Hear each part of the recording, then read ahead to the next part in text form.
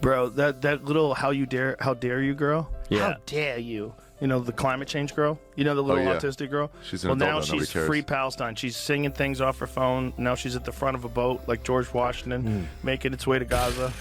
Whatever the Really? environment, Bro, though. it's like there she is. Is the She's like environment done? Leonardo DiCaprio. She's got a nice boat.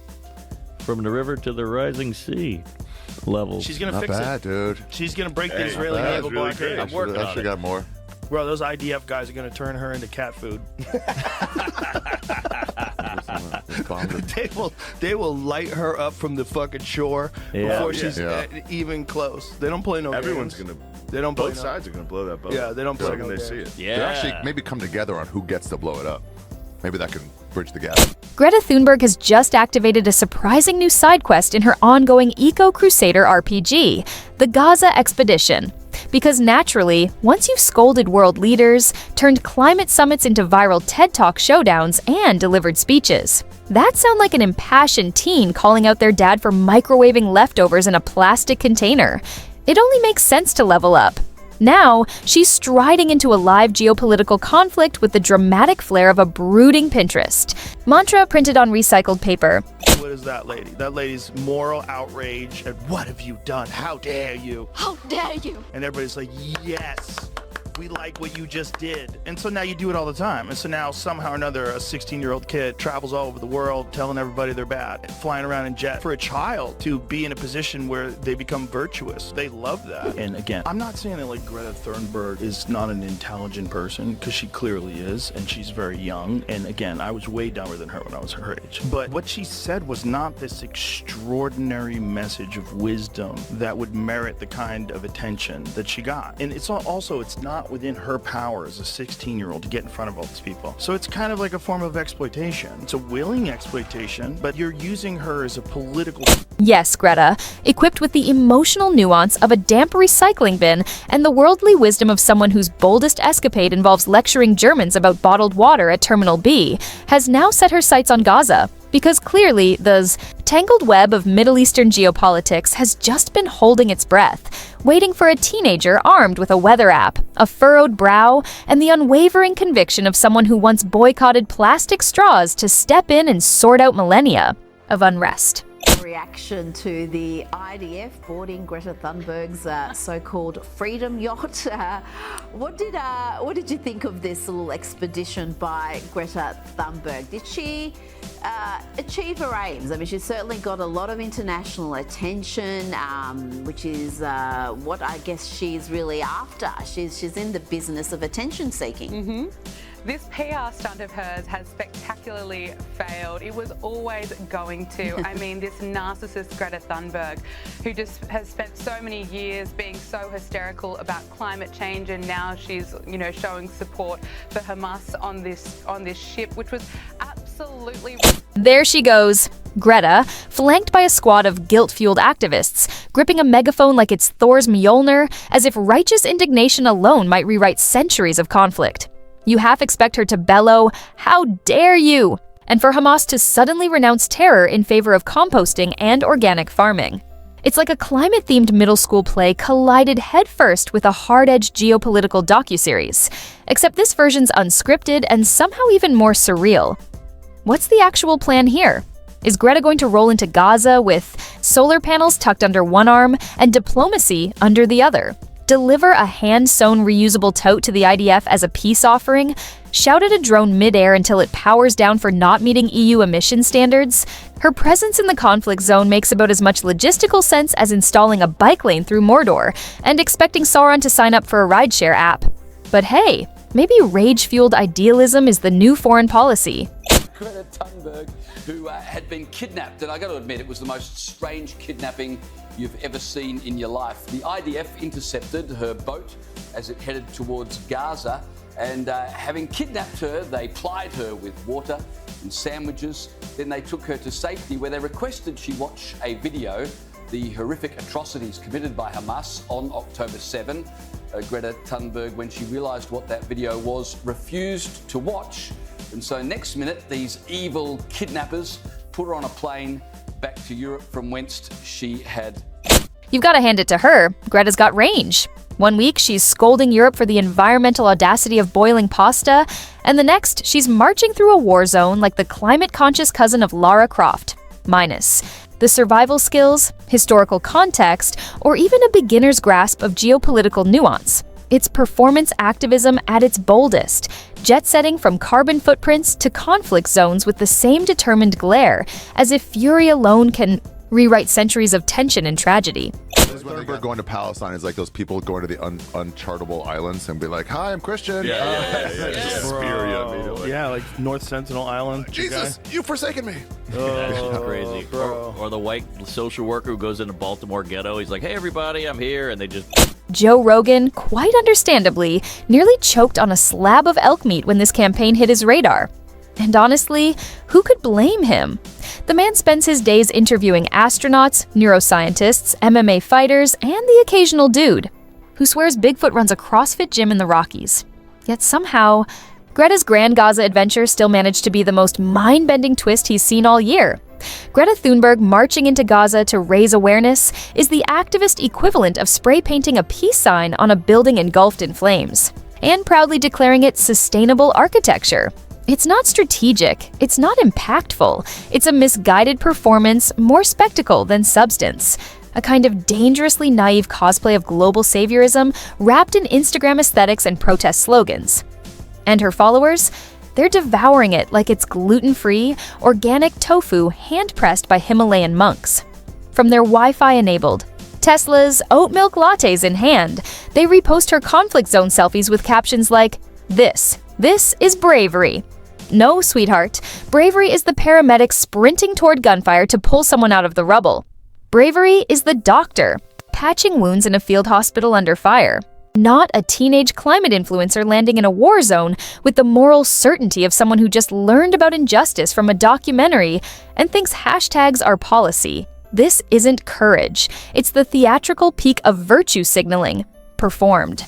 With the tone-deaf enthusiasm of a vegan protest outside a Texas barbecue joint, confusing optics with actual impact. A reasonable person would look at Gaza and go, this seems kind of excessive. This seems kind of fucking crazy. Right. It seems kind of crazy that 70,000 people or whatever it is are dead, including women and children. Like, this is the only way to do it? Really? Yeah.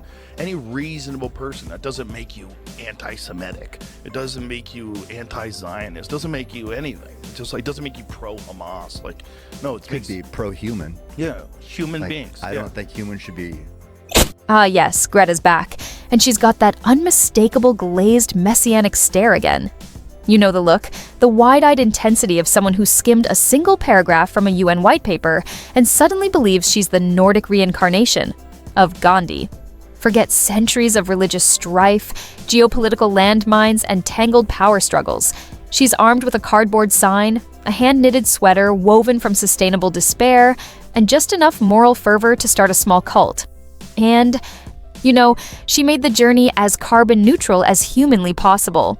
Probably crossed Europe by llama caravan, fueled solely by anxiety, compostable oat bars, and the slow wail of a cello echoing through the Alps. Because nothing says urgent humanitarian advocacy like adding 5 days to your travel time to avoid the sin of air travel, while the region you're headed to is literally on fire. Meanwhile, on the ground, locals are ducking airstrikes, navigating rubble, and trying to survive minute by minute. And in walks Greta, flanked by idealistic teens who think all-caps tweets and matching wristbands are the blueprint for peace. Great, they mutter. Another influencer who thinks a ceasefire is just one viral hashtag away. It's not that her heart's in the wrong place. It's that the world she's trying to fix doesn't run on emotion. It runs on reality. And reality doesn't pause for protest signs and photo ops. Seen that video? No. Pull that video up, because it's one of my favorites. How come you never protest Saudi Arabia or Russia? You only protest Western energy. Why have you never criticized Vladimir Putin or OPEC?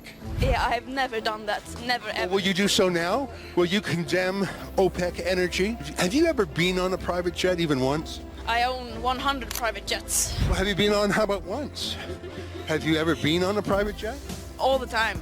Yes. I wonder why you won't answer me in a straight answer. Greta, where did you learn everything you know about things like climate change? Where did you learn all that? Yeah, that's a good question. I wish I knew. So if you wish you knew, how do you know so much? Surely if you know so much, you would know where you learned all this from, surely? Who has said that I know so much? Well, because you are deemed as an expert worldwide when it comes to climate change. You speak on global stages when it comes to climate change, and ultimately some of the things you say lead global. And let's not overlook the Instagram content, because of course there was a slow-motion montage. Greta stepping carefully through crumbled concrete, framed like she's auditioning for a moody Netflix docuseries titled Greta Goes Global. From CO2 to ceasefires. We've officially crossed into the era of performative peace tourism, where activism isn't measured by results, but by how saintly your grid looks under soft lighting. There she stood in Gaza, flanked by devastation, yet somehow channeling the same stern expression she uses when chastising glaciers. No introspection, no acknowledgement of nuance, just that signature death glare, now directed at an active war zone, as if a well-timed frown might diffuse generations of conflict. Because if there's one thing a missile-riddled crisis desperately needed, it's a teenage climate icon delivering emission lectures while airstrikes thunder in the distance.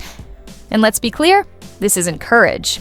It's cosplay. Cosplay with consequences. Cosplay backed by a media team, a pre-approved soundbite, and a TikTok drop scheduled for 7 p.m. sharp. This isn't fieldwork. It's branding in a flak jacket. Sending Greta to Gaza is like asking your favorite barista to repair a nuclear reactor. Well-meaning? Maybe, but hopelessly unqualified. And somehow, still absolutely convinced they know better than the engineers sweating through it on the front lines. That Greta Thunberg girl, the climate girl who yelled at everybody, she's Person of the Year on Time Magazine. Hey, Let's go. Is everybody losing their fucking mind? I think so. She's, wasn't she on a strike? Look, obviously climate change is a real thing. Climate change is a real important thing. Let's just get that out of the way for anyone who's like, Yeah. All I'm saying is, what is she, 14, 15, 16? No. No, by complaining on television, it doesn't make you the most important person of the year or the most impactful person of the year. You just got lucky that right around the time where they were making this list, you did that thing. They're like, let's pick Greta. Let's pick Greta. It'll trigger Trump. Oh, Trump will get triggered. Joe Rogan, who's interviewed people who genuinely believe mushrooms can speak, had to pause and ask, what galaxy of arrogance do you have to live in to think your climate credibility gives you clearance to navigate geopolitics? And look, if Rogan raises an eyebrow, you know the circus isn't just in town. It's pitching a tent and selling merch. Naturally, Greta couldn't resist turning it all into an environmental lecture. Bombs falling, families fleeing, buildings collapsing in real time. And there she is, squinting into a cloud of smoke like she's conducting an air quality index test. Anyone else getting high emissions off that explosion? In Greta's magical realm of eco-theory, war crimes are just the tragic result of not installing enough solar panels. According to St. Greta, if we'd simply replaced diesel trucks with tandem bikes and slapped a couple of solar panels on our tanks, world peace would have broken out faster than the latest TikTok dance trend. Everything somehow becomes a climate issue. Forest fires? Climate. Drought? Climate, breakups, bad hair days, emotional spirals, Mercury in retrograde, probably climate. Your Uber's 5 minutes late, that's carbon emissions karma. You stub your toe, blame the fossil fuel industry. It's like Greta walks around with a universal remote labeled climate, and every time something goes wrong, she presses it. Boom. Instant meaning, instant moral high ground. It's not just activism anymore, it's environmental theology, complete with commandments and a reusable chalice. Types come along and say, you know, the planet's a virgin, the great father's a tyrant, you could be a hero if you just stood up to that. And the kids think, well, I'd like to do something important with my life. And so they're just caught into that immediately.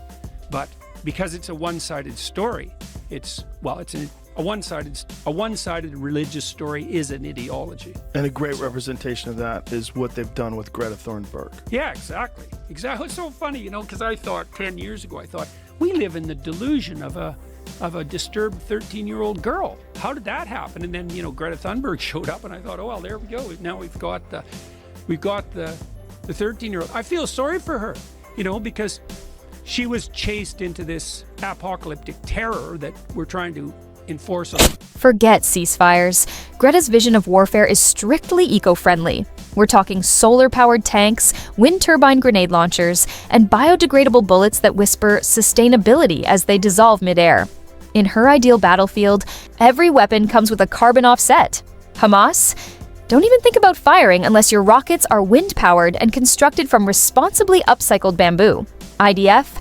No drone strikes unless your quadcopters run on fair trade vegan fuel and include an onboard composting unit. And your artillery? If it's not LEED certified and ethically sourced, then congratulations, you're officially part of the problem. And of course, she never rolls solo. Greta arrives flanked by her human shield of solemn teenage eco-disciples, each one radiating pure climate rage and dressed like they've been personally betrayed by a plastic straw. They march in silence, clipboards in hand, brows permanently furrowed, armed with statistics and reusable water bottles like they're on a sacred mission to cancel your carbon footprint. It's like the Justice League, but if their superpowers involved guilt-tripping you over your shampoo brand. Imagine a goth reboot of the Power Rangers, where instead of transforming into giant robots, they deliver stern Instagram stories calling out corporations for microplastics and do TikToks about ocean acidification while sipping algae smoothies. This isn't a peace delegation. It's a mobile guilt complex, color-coordinated in hemp, #ready, and here to let the Middle East know that unless your conflict is renewable, you're doing it wrong. Give Israel the green light to just go ham. And now when you see the overhead drone footage of what Gaza looks like now, it's hard to even believe that it's real. When you destroy an entire city. Yeah. Look at this footage. This is unbelievable. I mean, this looks like they got hit with an asteroid. Yeah. It's unbelievable. The scope of it. It's just insane. Yeah. It's insane. This Gaza detour wasn't just a PR stunt. It was the Broadway revival of Greta's ongoing martyr complex. Because nothing screams, "I'm saving the planet," quite like strolling into an active war zone wearing the expression of someone who just realized her oat milk has separated in her reusable mason jar. She drifted through the rubble like she was on a guided tour of some apocalyptic planetarium exhibit. Extinction, the immersive experience. Every shattered wall and scorched building earned a quiet, disappointed frown, like she'd booked an Airbnb and the linens weren't organic. Real-world tragedy has become her version of a climate-themed field trip. Walk slowly, absorb just enough. Horror for a heartfelt blog post, and depart with a canvas tote that says, "This planet is too hot to handle." Meanwhile, aid workers are clocking 14-hour days just trying to keep people breathing. Journalists are weaving through chaos for a story. Medics are begging for supplies between missile sirens. And there's Greta, mid-crisis, snapping a selfie and tweeting, "This is unacceptable. Thanks, Eco Sherlock." Mystery solved. Turns out war is bad. Who knew? But don't worry, her followers are already printing the quote on bamboo fiber hoodies and reposting with solemn emojis. Have not been listening. The people in power have not been listening. I have come here for a climate demonstration, not a political duel.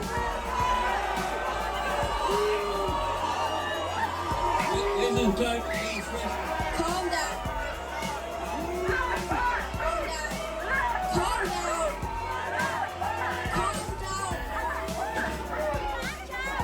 The people of Gaza weren't fully aware of just how dire things were until Greta uploaded a black and white photo captioned, "No justice, no peace, no clean energy."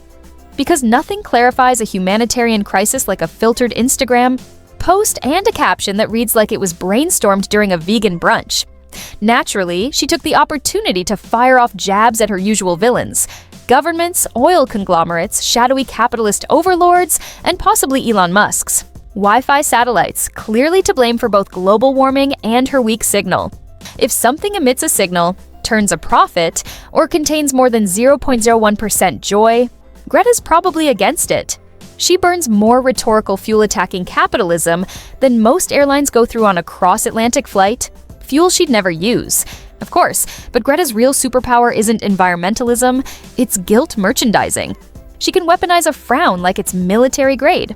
She doesn't walk into a room, she descends like a thundercloud of judgment. One glance from her and your reusable coffee cup suddenly feels like a war crime. She's not here to solve anything. She's here to emotionally compose the moral failings of humanity in real time. Her presence alone could make an oil executive break down, confess to decades of pollution, and start hand-planting trees with tears in his eyes. But let's not kid ourselves. She didn't do anything in Gaza. The highlight reel? A somber photo op in rubble, a series of tweets that read like deleted Hunger Games monologues, and a speech that sounded like it was composed entirely of recycled slogans. No policy shifted, no ceasefire brokered, no perspective changed. But don't worry, her engagement metrics went stratospheric. Twitter likes skyrocketed. Her Instagram story? Crying emojis on repeat. And at the end of the day, isn't that the only metric that matters? The Swedish activist Greta Thunberg, who was also, part of this mission. She has now left the country. The Israeli Foreign Ministry posted a picture of her on a flight, and she's now traveling to France before she continues, her journey back to Sweden. So all these 12 activists are expected to be deported, if not today, in the next few days. The algorithm adores a dramatic pout framed by rubble. In the end, Greta's Gaza detour wasn't so much about activism, it was about aesthetics. She's perfected the formula. Arrive looking solemn, stare into the middle distance like you just realized your kombucha isn't fair trade, cast sweeping blame on humanity, and leave with a martyr badge upgrade and a fresh wave of followers. And maybe that's the real climate crisis, one where outrage outperforms outcomes, where social currency means more than actual change. Because in the world according to Greta, visibility equals victory. If the photo of her crying in front of a collapsed building racks up enough retweets, mission accomplished. Who needs diplomacy, nuance, or impact when the metrics are on fire? We're living in the golden age of performative outrage, and Greta is its reigning queen, buzzing with indignation, dripping with symbolism, but rarely delivering any substantive nectar. And heaven forbid you question the spectacle. Back in Europe, her fanbase erupted in fury when anyone dared to critique this glorified PR tour. She's raising awareness! They cried as if Gaza were an undiscovered humanitarian indie project that only truly existed once Greta arrived in a biodegradable poncho with a slogan and a dream. Now imagine if Joe Rogan tried the same move, parachuting into Syria with a GoPro and a monologue about trauma healing through elk jerky and kettlebell swings. He'd be memed into the stratosphere before his boots hit the sand. But Greta? She lands, and suddenly it's Nobel nomination season. This isn't activism. It's clout chasing in eco-drapes. It's brand expansion dressed up as courage. She's turned global tragedy into a backdrop for curated sorrow. And the most unsettling part? The world claps like synchronized seals on cue every single time. And then, as expected, she left Gaza exactly how she arrived. Untouched, unchallenged, and spiritually recharged. Because nothing tops off the Greta battery like global devastation she didn't resolve. She returns to Europe, delivers another speech, updates her bio to global witness, and lies in wait for the next crisis where she can cosplay as salvation.